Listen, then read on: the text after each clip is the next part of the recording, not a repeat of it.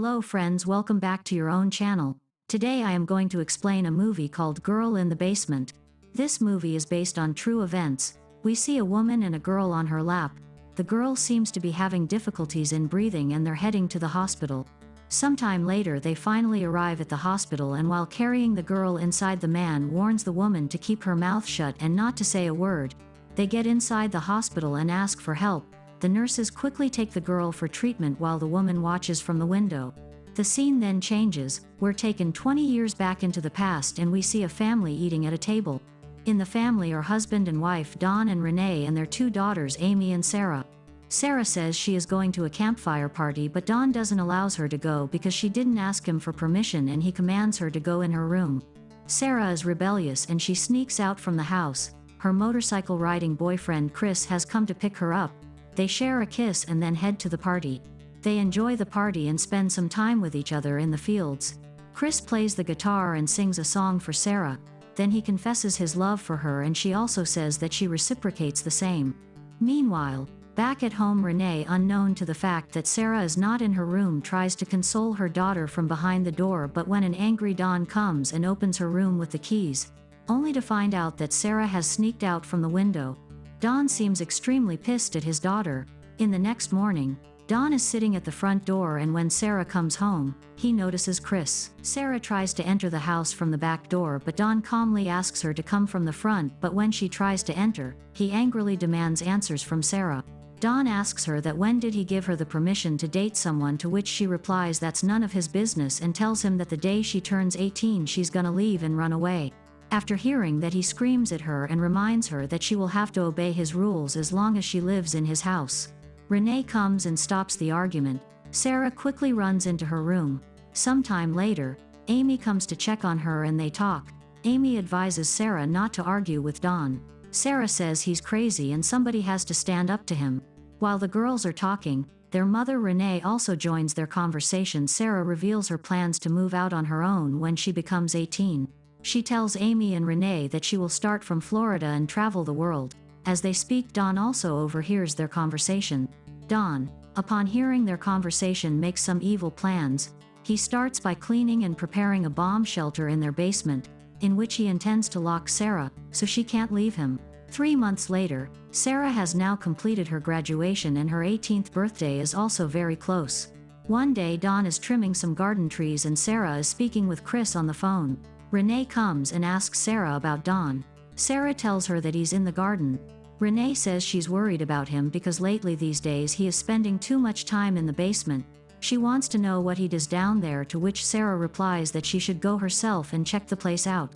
Renee tells her that Dawn says there are rats down there and she hates rats, that's why she wouldn't go down there. Renee tells her that she is going for shopping and invites Sarah to come with her, but Sarah denies. She says she can't come with her because she is talking to her boyfriend Chris. Renee leaves with her car and now there is only Dawn and Sarah in the house, and Dawn is about to do something which will change Sarah's life forever. He asks Sarah to help him move some stuff. Sarah hangs up the phone and goes to help him. They move a bucket inside the basement. He then locks her inside and leaves. Sarah is completely shocked by what her father just did. She tries to open the door with the keypad, but when she enters a wrong code the lights go off. The place gets dark. She searches the bucket. It's full of clothes and other stuff. There's also a flashlight for her. She screams in the vent for help, but unfortunately, Dawn hears her and covers the vent up with some stuff and leaves. She is now literally trapped inside a bomb shelter and it is also completely soundproof. Night falls and Renee and Amy, who thought Sarah went to see a friend, have now started to become worried about her because she didn't came back and hasn't even called them yet. Renee wants to call the cops, but Dawn reassures her. He tells her that she'll be back in the morning and they should now go to sleep. Renee asks Amy to call Chris and leaves. Day 1 ends with many more to come. Day 2, Sarah is living like a caged animal. She uses a pot to urinate. The keypad in the door has 3 tries before shutting down the room's lights and air circulation. Day 4, Sarah uses every moment to scream for help through the vent. When Dawn comes to check on her, she flanks him and tries to run outside, but only to be stopped by another door. Dawn drags her inside the room and tells her that this is the consequence for her own actions and she should have listened to him. Sarah begs him to let her out, but he says that is something he can't do. He tells her that she gets the air, food, clothes only if he wants, and she can also have blankets and books but only if he says. Everything she gets now and every privilege she will have to earn these things from now on. Then he asks her if she understands or not. She doesn't replies anything. In return, Don slaps her and then he rapes his own daughter and leaves.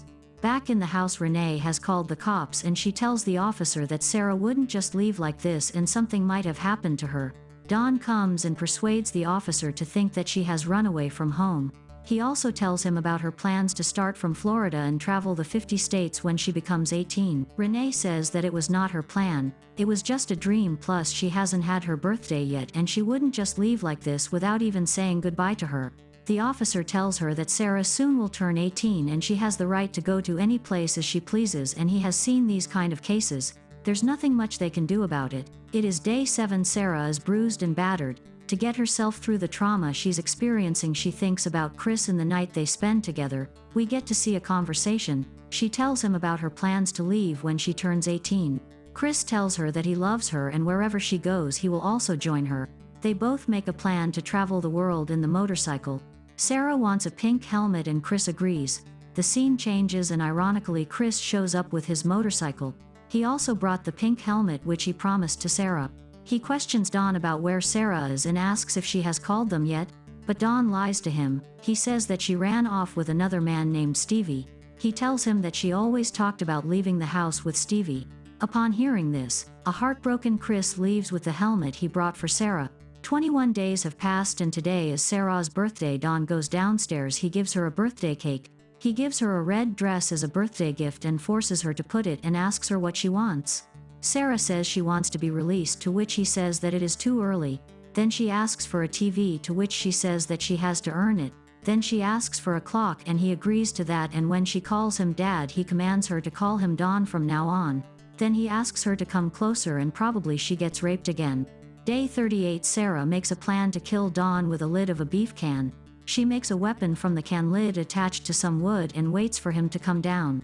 When he comes down she is wearing the same red dress. When he gets closer she attacks him, but he easily avoids the attack and beats her and probably rapes her again. Fast forward from day 38 to day 354. Sarah seems to be pregnant with her father's child. She uses a nursing book to prepare for the baby. Suddenly she feels extreme pain and delivers her baby with no medical assistance or proper medical hygiene. She has given birth to a girl. She names the baby Marie. 4 years later, Sarah is pregnant again and she is raising her daughter. Don has come to visit them. He has also provided them with some basic necessities such as a table, cupboards, mattress, etc. Sarah seems calmed down and talks with Don, even offering him tea. Don says he has got a promotion and tells that he is going to have a new office. Marie calls him dad and shows him a drawing she made. He seems happy. Sarah tells him that soon there's gonna be 3 of them here and asks him whether he could release them, to which he responds angrily and goes upstairs for dinner. While having dinner, Renee argues with Don. She says she wants to hire a private investigator because Don never tried hard to find Sarah. He tells her that they have already spent more than $5,000 in Florida to search for her and he's not going to spend any more money on her. He tells her to move on and focus on Amy. He screams, breaks some plates and leaves. He later provides Sarah and Marie with a TV as a Christmas present. Sarah is very happy because finally she got a TV. Year 7. Sarah has given birth to a son named Michael and they all are living in the basement. Marie seems to be sick and having difficulties in breathing. Don provides some pills, but Sarah says they are not for kids and she does not know what the dosage would be. She demands Marie needs a doctor, but Don just leaves. The next day Chris meets with Amy. He says he's still looking for Sarah and shares with Amy the lies he heard from Don about Sarah running away with Stevie. Amy admits that her father has been abusive with her mother and thinks that he did something to her sister. Later that day, she confronts Don and accuses him of doing something to Sarah. Renee still wants to go to a private investigator, which sets Don off. They argue and Don drops his basement keys. Amy picks them up and snoops around the basement only to be caught by an aggressive Don. Meanwhile, down in the basement Sarah plays with her kids. Time passes and Sarah gives birth to her 3rd baby, a boy. She named him Thomas. She tells Don that there is no room here for a 3rd child and convinces him to leave the baby for Renee to raise him. Don agrees and on the next day he puts the baby in the doorstep with a note from Sarah. asking her to take care of her newborn baby. Renee bursts out from tears when she finds the baby in the note. She takes the baby and goes inside, but she misses a smaller note that Sarah left, asking her to call the police because she is trapped in the basement. Unfortunately, Don gets hold of the smaller note. He goes into the basement, takes out his rage on Sarah and leaves. Year 14. Marie and Michael have grown up. Don now has his eyes on a teen Marie. Sarah requests him to leave her alone and tells him that she's just a kid. The kids also have social anxiety problem from being locked in a basement bunker their whole lives. They do not understand how horrible the situation they are really in. 17 years have passed, it's raining outside. Renee has some bonding time with grandson Thomas. Sarah is pregnant again, and sometime later, they notice a leak in the ceiling and start digging their way out with a spoon. Sarah spends all night digging. The hole leads to the front yard and she flashes a light signaling the neighbor for help. The neighbor notices the light. He goes to the front door and informs Don. Don says that everything is fine and sends the neighbor back. Then, he goes downstairs and takes out his rage by brutally beating his pregnant daughter, causing her to miscarry. 18 years in captivity, Don fills Sarah in about her other son Thomas living just above them. He tells her that Thomas is getting big and strong day by day and he wants to play football from next year in addition to baseball. Michael says he also wishes to play baseball. Don says it all depends on how their mother behaves and turns Marie and Michael against Sarah. Later that day, they demand to be let out and Sarah can't take it. She freaks out and collapses on the floor. Crying, she thinks of her boyfriend Christopher and the love he showed her. The kids realize their mistake and clean all the mess. When Sarah wakes up, she finally tells her children the truth about Don and that Renee is her mother and Don's wife and she is his daughter. The kids understandably are overwhelmed. Marie is asthmatic and has trouble breathing due to limited air supply in the basement. 19 years in captivity, Don comes down to the basement and has an argument with Sarah about rationing food. Michael gets angry and tries to beat up Don, but that only makes him angrier. He tells Michael that Thomas is younger than him, but he's more bigger and stronger than him. Above ground, Don isn't doing so great either. He constantly fights with his wife. He's fired from his job and his house is in foreclosure. He is tired of taking care of Sarah and the kids and tries to kill them when they are sleeping. He keeps his car on and funnels carbon monoxide into the basement's air vents with a hose. Thomas catches Don in the garage and wonders what his grandfather is doing. Don tells him he's just checking his car. After Thomas leaves, Don has a change of heart and doesn't kill them. He goes to the basement to check on them and we see that they're okay and still sleeping. 20 years. Marie has an asthma attack so bad that she needs medical attention. Sarah begs Don to take them to the hospital, but he denies. But when she calls him dad, he has a change of heart and agrees to take Marie to the hospital. But he only allows Sarah to come with him and Michael stays in the basement. After 20 years, Sarah finally comes upstairs and has an emotional breakdown, but she quickly gets a hold of herself and then rushes Marie to the ER. It is the same scene we saw at the start of the film. Doctors are able to save Marie. A concerned doctor asks about Marie's medical history and also gives Don a form to fill. Sarah asks Don to go to the bathroom, but Don refuses to let her go. She spills water on Don's paperwork and makes her way to get help while he gets a new form. Sarah tells the doctor everything. Don is arrested and put away for life. Michael is also rescued from the basement. Renee is horrified to learn the truth about what happened to her daughter at her husband's hand in her own house. The family all move in together. Chris also shows up and gives Sarah the pink helmet which he promised to her and was holding on to for all those years. They talk about their teenage plans for the future. Chris apologizes for not trying harder to find Sarah. Then, they go for a ride together. The movie ends with that being said.